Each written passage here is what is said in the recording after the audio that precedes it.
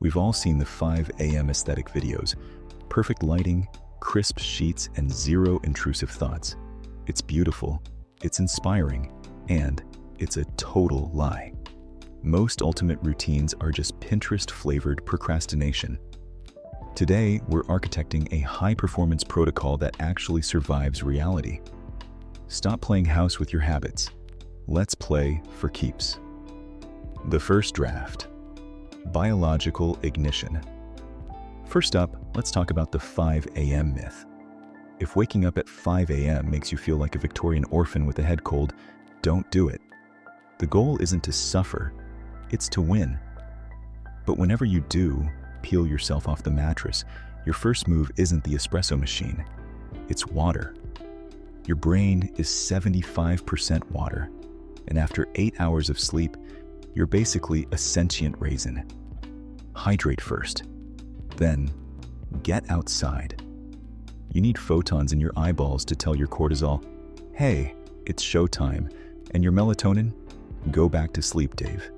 It's the biological equivalent of hitting the refresh button on your soul. But getting your eyes right is only half the battle. If you don't fuel the engine correctly, you're just a well-lit car with no gas. Let's talk about why your breakfast is sabotaging your 2 p.m. The fuel stack. The 30-30-30 rule.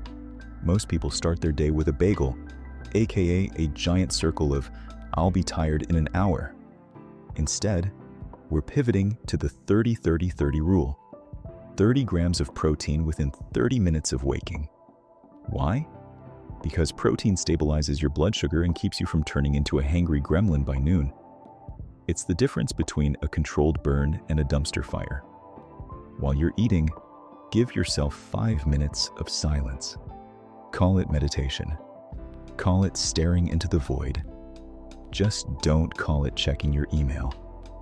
Your brain needs a second to boot up before the world starts screaming at it.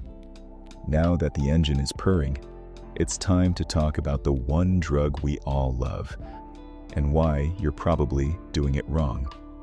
The caffeine gap. Managing the crash. I know, you want the coffee now. But if you drink caffeine the second you wake up, you're just masking adenosine, the chemical that makes you sleepy. When the caffeine wears off, all that adenosine hits you at once, and suddenly you're face down on your keyboard at 2 p.m. The pro move? Wait 90 minutes. Let your body clear the fog naturally. When you finally do hit that brew, it'll feel like a superpower instead of a life support system. Use that spike for deep work. The kind of work that actually moves the needle, not just moving emails from one folder to another.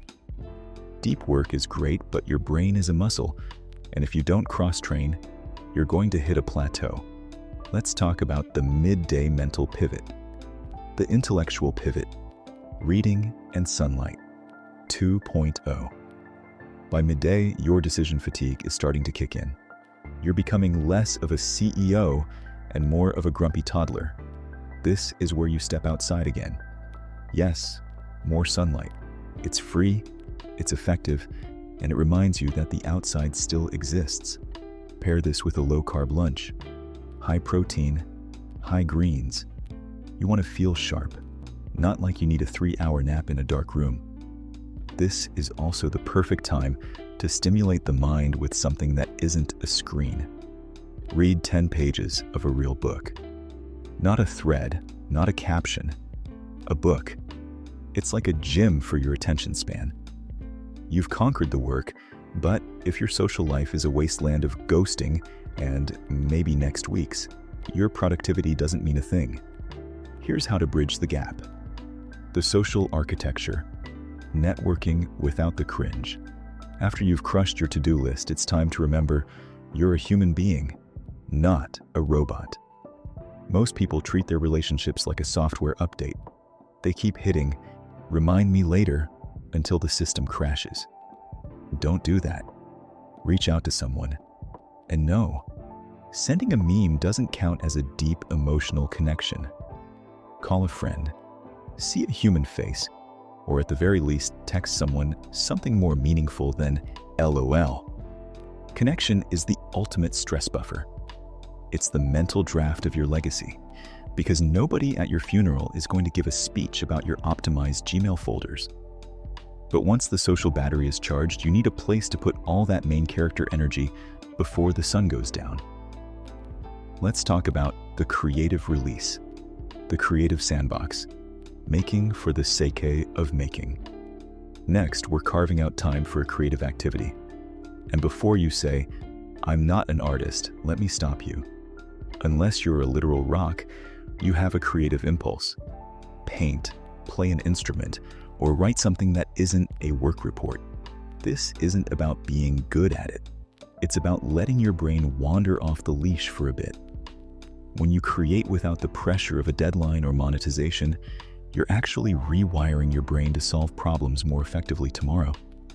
It's like a software patch for your imagination.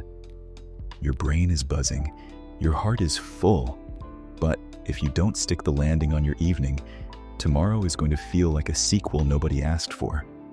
The 3-2-1 shutdown, engineering the perfect sleep.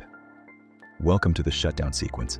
We're using the 3-2-1 rule to ensure you don't just sleep, but actually recover.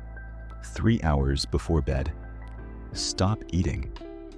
Your stomach shouldn't be working overtime when your brain is trying to clock out. 2 hours before bed. Stop working. No, just one more email. Close the laptop. The world won't end, I promise. 1 hour before bed. Kill the blue light. Your phone is a pocket-sized sun that's lying to your brain about what time it is. Swap the TikTok scroll for some magnesium and a book. It's the off switch your nervous system is begging for. The lights are dim. The phone is away. But there's one final mental ritual to ensure you wake up as a weapon instead of a casualty. The nightly blueprint, reflection and breath. Before you drift off, take 2 minutes to reflect. What went right? What was a total disaster? Set 3, and only 3, non-negotiable goals for tomorrow. This keeps your inner architect in charge so you don't wake up in reaction mode. Finish with some breath work. Think of it as a factory reset for your heart rate. Head to bed between 9 p.m. and 10 p.m. If you want to change your life, you have to respect your recovery as much as your hustle. You're not quitting the day, you're reloading for the next one.